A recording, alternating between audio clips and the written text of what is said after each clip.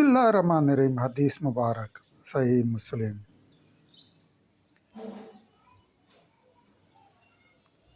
رسول صلی اللہ علیہ وآلہ وسلم نے فرمایا، مومن کا زیور وہاں تک پہنچے گا جہاں تک وضو کا اثر پہنچے گا۔ حضرت ابو عازم رضی اللہ تعالیٰ عنہ سے روایت ہے کہ میں حضرت ابو ہریرہ رضی اللہ تعالیٰ عنہ کے پیچھے کھڑا تھا اور وہ نماز کے لیے وضو کر رہے تھے۔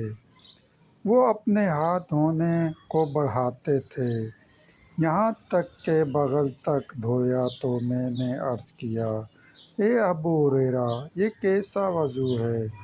تو حضرت ابو ہریرہ رضی اللہ تعالیٰ عنہ نے فرمایا، اے بنی فروخ یعنی اجمی، تم یہاں ہو، اگر مجھے معلوم ہوتا کہ تم یہاں ہو تو میں اس طرح وضو نہ کرتا۔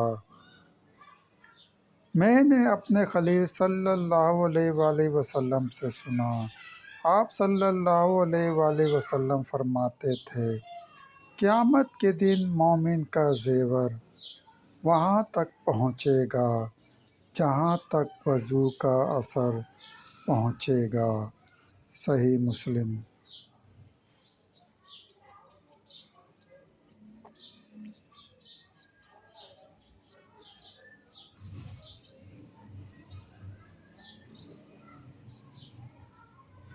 سختی اور تکلیف میں وضو کامل طور پر کرنا۔ حضرت ابو ہریرہ رضی اللہ تعالیٰ عنہ سے روایت ہے کہ رسول صلی اللہ علیہ وآلہ وسلم نے ارشاد فرمایا، کیا میں تم کو ایسی بات نہ بتلاؤں جس سے گناہ مٹ جاتے ہیں اور اس سے درجات بلند ہوتے ہیں؟ تو صحابہ رضی اللہ تعالیٰ عنہ نے عرض کیا، کیوں نہیں یا رسول صلی اللہ علیہ وآلہ وسلم؟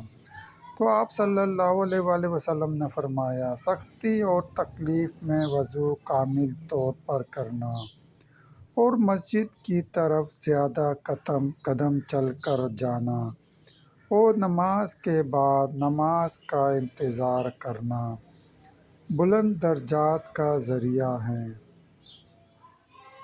بس تمہارے لیے یہی رباط ہے۔ صحیح مسلم۔